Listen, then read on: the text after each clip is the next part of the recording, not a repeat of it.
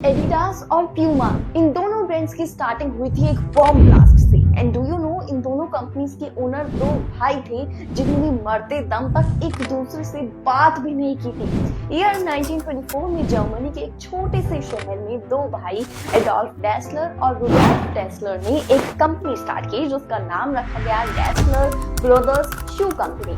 दोनों भाई एक बहुत ज्यादा टैलेंटेड थे जिस वजह से कुछ सालों में ही डेसलर ब्रदर्स शू कंपनी फेमस हो गई और बहुत पैसे कमाने लगी। लेकिन वर्ल्ड वॉर सेकेंड जब स्टार्ट हुआ तो उनके शहर पर एक बॉम्ब ब्लास्ट हुआ। इससे बचने के लिए एडोल्फ एक बंकर में छुपने गए, लेकिन उसी बंकर में रुडोल्फ पहले से मौजूद थे। जैसे ही एडोल्फ अंदर पहुंचे उन्होंने गुस्से में कहा, ये गंदे लोग फिर से आ गए। रुडोल्फ को लगा कि उनका भाई उन्हें गंदा बोल रहा है, लेकिन असल में एडोल्फ वॉर करने दुश्मनों की बात कर रहे थे। बस यहीं से दोनों के बीच मिसअंडरस्टैंडिंग स्टार्ट हो गई। दोनों भाइयों को फिर लगने लगा कि वो कंपनी एक दूसरे से हड़पना चाहती है। एंड वर्ल्ड वॉर सेकेंड खत्म होते ही ईयर 1948 में उस कंपनी को दो पार्ट्स में डिवाइड कर दिया। एडोल्फ डेसलर ने अपनी कंपनी का नाम रखा एडिडास, वहीं रुडोल्फ ने अपनी कंपनी का नाम रखा रुडास, जो बाद में प्यूमा कर दिया गया।